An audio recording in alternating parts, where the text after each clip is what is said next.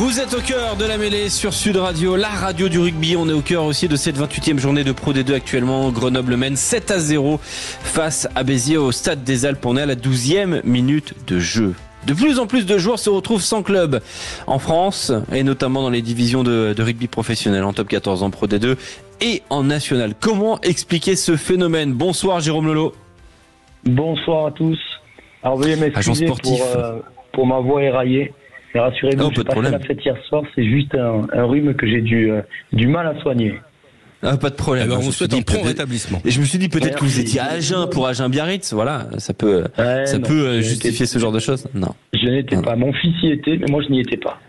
Bon, c'était quand même un match très intéressant, 26-30 et actuellement deuxième essai de Grenoble, 12-0 pour Grenoble face à Béziers. Béziers qui finit difficilement cette saison de Pro D2. Ils ont beaucoup de classe derrière. Aujourd'hui, j'ai eu deux joueurs là au téléphone, un qui jouait, un qui ne jouait pas à cause d'une blessure. Ils ont fait pas mal tourner. Ils ont des joueurs blessés, donc je suis pas sûr qu'ils aient vraiment coché ce match sur leur calendrier. Alors on va parler de ces joueurs qui se retrouvent sans contrat de plus en plus, puisque on voit notamment que avec l'arrivée de la nationale, on a une sorte de division semi-professionnelle. On a beaucoup plus de joueurs professionnels aussi en France. Dire que la concurrence est un peu plus relevée. On essaie d'expliquer ce phénomène. On en a pas mal parlé déjà avec Philippe Panguiro les années précédentes, mais c'est vrai que il y a une tendance à la hausse, au contraire de la hausse du salary cap. Donc forcément, il y a une sorte d'effet un petit peu entonnoir pour le joueur de rugby professionnel, Jérôme Lolo. Oui, exactement. On est dans une période très compliquée. On est quasiment dans le money time, même si la période des mutations ouvre officiellement le 1er mai et ferme le 30 juin. 90% des transferts sont déjà faits. Il reste certes 2 mois, mais il reste aujourd'hui énormément de joueurs sur le marché. J'estime qu'il en reste entre 90 et 100. Non, une bonne centaine, je pense, aujourd'hui. Une bonne centaine. Alors, tous ne trouveront pas, ça c'est une évidence, pour plusieurs raisons. La première, c'est qu'effectivement, aujourd'hui, il y a beaucoup plus d'offres que de demandes. Il y a encore des présidents de clubs qui doivent peaufiner leur effectif. Une petite anecdote, j'en ai eu un hier au téléphone, un président de National qui a des ambitions en National. Il n'a rien fait. Il a encore une dizaine de joueurs à recruter. Et il m'a dit, mais Jérôme, on est même pas début mai. Il y a plus de 100 joueurs sur le marché. Je me donne encore une quinzaine de jours. Dans 15 jours, ce sera les soldes. J'ai des mecs qui viendront pour 2 000 € par mois et qui seront bien contents de venir parce que sinon ils seront au chômage. Et aujourd'hui, c'est pas le seul président de club à réagir comme ça. Ils se disent qu'ils ont du temps pour recruter parce que malheureusement les prix vont baisser. Alors, Proval avait fait une sorte d'étude sur le nombre de joueurs qui s'étaient retrouvés sans contrat. En 2020-2021, 114 joueurs sans club, 103 avaient finalement trouvé un contrat, donc il y avait 11 joueurs qui étaient laissés sur le carreau. En 2021-2022, 172 joueurs sans club, 156 en avaient trouvé un, ça faisait 16 joueurs sous contrat. Et puis la saison dernière, et là pour le coup, c'est assez historique on va dire de façon négative, 181 joueurs sans club et seulement 129 avaient trouvé un point de chute. Et il y avait 52 joueurs sous contrat au début de la saison 2023-2024, enfin à la fin de la saison 2022-2023, au 1er juillet. Philippe Panguiro, on sait qu'il y a pas mal de facteurs, notamment autour de ce salary cap, mais pas seulement. Est-ce que tu vois d'autres facteurs aggravants donc pour cette situation des joueurs sous contrat, sans contrat aussi du coup après? C'est pas évident. Bon, d'abord, il y a ce travail sur la formation française qu'il faut saluer et qui rejaillit au plus haut niveau. Je sais pas si Jérôme est d'accord avec moi, mais qui fait que le volume de joueurs capables de prétendre au haut niveau est plus important chaque année. Moi, je suis assez surpris par le niveau de maturité des jeunes joueurs qui sont prêts plus tôt qu'à l'époque et donc qui créent aussi un goulot d'étranglement. Ça, pour moi, c'est un bout de l'explication. Et puis, pardon ? Oui, bien sûr. Ouais, donc c'est simplement que le marché s'élargit. On a retrouvé plus de licenciés, on a des jeunes qui sont prêts plus tôt, on travaille mieux sur notre formation, et donc ça explique pour moi en grande partie le sujet, parce que aujourd'hui c'est vrai que il faut aussi justifier les efforts financiers qui sont mis sur la formation interne dans les clubs. C'est des vrais sujets entre les assos et les SASP, les sociétés professionnelles du secteur professionnel. Et donc, il y a de plus en plus d'émulation en interne qui se crée et le marché se restreint. Donc, pour moi, c'est un bout de l'explication. Après, j'aimerais avoir l'avis de Jérôme parce que je crois qu'on a fait le bon travail sur cet enjeu du salary cap. Je crois qu'il fallait stopper la bulle spéculative parce que ça devenait ridicule. On était dans un micro-marché qui n'avait aucune réalité dans le monde du rugby à l'échelle mondiale, en dehors de ce qui se passe en France. L'économie n'a rien à voir. Mais je crois que maintenant, on est arrivé à un niveau qui fait que on doit pouvoir pas faire marche arrière, mais rester à ces niveaux-là de salary cap et peut-être changer un peu les règles par rapport au nombre de joueurs, à l'effectif, à la façon de favoriser les joueurs, les clubs qui font monter des joueurs issus de la formation en interne pour qu'ils aient accès à plus de contrats. Il y a peut-être des idées, de toute façon. Il faudra se poser les questions parce que quoi qu'il arrive, tu l'as dit, cette année elle était historique, mais pour moi ça va pas s'arrêter et la spirale elle va pas s'inverser. Réponse de Jérôme Lolo, agent sportif. Jérôme. Ouais, c'est évident, je suis d'accord avec toi par rapport à ça. Après, ce qu'il faut savoir aussi, c'est que à cause certainement du salary cap, les remboursements aussi du prêt garanti par l'État, que les clubs commencent à payer, commencent à rembourser, on se retrouve dans quasiment chaque club avec entre 2 et 3 joueurs de moins que la saison dernière. Donc rien que en top 14 et Pro D2, si on est sur une base de 3 joueurs par club, on se retrouve avec les 90 joueurs dont je parle aujourd'hui. Et oui, et ça peut poser problème. Tiens, je vais reprendre des phrases de Robert Moore au sein du journal L'Équipe. Il est directeur sportif du Stade Rochelais. Il évoque lui son effectif, comment il est construit. 30 joueurs sous contrat pro et un grand squad développement, des jeunes qui s'entraînent avec les pros. 16 joueurs développement, donc qui font partie du squad de La Rochelle. Donc il y a 30 contrats pro et 16, on va dire, contrats espoir probablement. Est-ce que c'est une bonne formule ça, Jérôme Lolo? Oui, je trouve que c'est bien. Après, je pense que les 30 contrats pro, c'est aujourd'hui. Est-ce que l'année prochaine, il aura vraiment peut-être 28 contrats pro? Oui, bien sûr. Moi, je pense qu'il sera en dessous de la barre des 30 joueurs. Ils ont libéré Rémi Piquette. Je suis pas sûr qu'il ait remplacé, qu'ils le remplaceront. Et ils sont en train de dégraisser encore, comme pas mal d'autres clubs, dégraisser un nombre assez important peut-être de joueurs et les remplacer par 2 ou 3 joueurs de moins. Alors, on faisons un peu le portrait robot du joueur qui se retrouve sans contrat.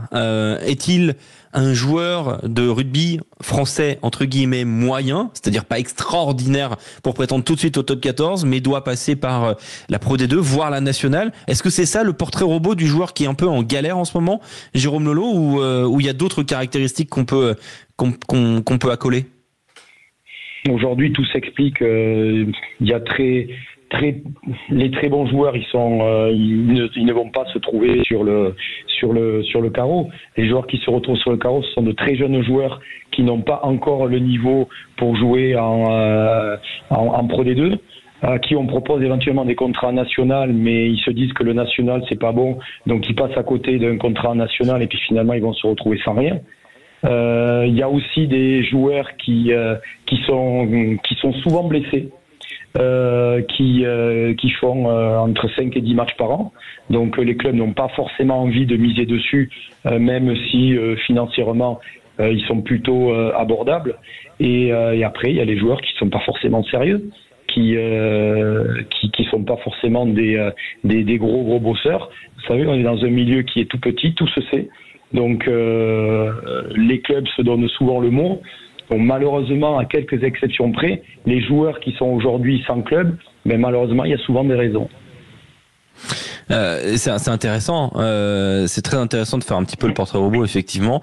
Et revenons un tout petit peu sur cette génération là 2002-2003 qui sort des espoirs et qui refuse. Il y a pas mal de joueurs qui refusent des contrats en national. Parce que quoi? Parce que la nationale n'a pas trouvé l'adhésion des joueurs qui aspirent à devenir professionnels. Comment l'expliquer ça, Jérôme Lolo? Je poserai la même question à Philippe. Les joueurs pensent que le national c'est pas assez médiatisé, que les clubs de Pro D2 n'iront pas forcément voir les meilleurs joueurs en national. Or, ils se trompent. Oui, c'est factuellement faux. Hein. Ah oui, c'est exactement. Mais les joueurs ont des idées très très arrêtées par rapport à ça. Alors certaines comprennent. Après, effectivement, les rémunérations des clubs de deux nationales, c'est pas des rémunérations extraordinaires. C'est souvent bien mieux en Pro D2, mais parfois il faut passer par cette case-là pour rebondir après et puis remonter les marches une à une. Moi, c'est ce que je conseille aujourd'hui aux joueurs. Moi, l'an dernier, j'ai un jeune pilier droit de 2002 qui me dit, mais Jérôme, je vais pas aller en national. Je dis, mais tu sais, je suis pas sûr qu'en national, tu joues tous les week-ends. Je pense que ça va être très formateur pour toi. Tu vas enfin te confronter à la vraie vie avec des piliers qui ont 30 ans. Jusqu'à présent, tu ne jouais que contre un espoir, que contre des piliers qui avaient ton âge, c'est-à-dire 20 ans. Je dis, tu vas voir, ce sera compliqué. Il m'a dit, bon, effectivement, je vais y aller. Là, on est au mois de mai, mais ce jour-là, il n'a pas fait un match en pro. Et il se rend compte que c'est compliqué. Il va pas être gardé en national. Je suis pas sûr qu'il continue le rugby. Alors que l'an dernier, à la même époque, il ne me parlait que de Pro D2. Moi, je savais qu'il n'avait pas le niveau de Pro D2 et j'avais quelques doutes aussi par rapport à son niveau en national. Et puis, effectivement, malheureusement, ses 9 premiers mois dans son club m'ont donné raison. Il y a un fossé. Hein. Enfin, très clairement, le fossé, c'est toujours le même, Philippe Spanguero, entre les espoirs et le monde pro. Et c'est un gros problème du rugby français. Philippe.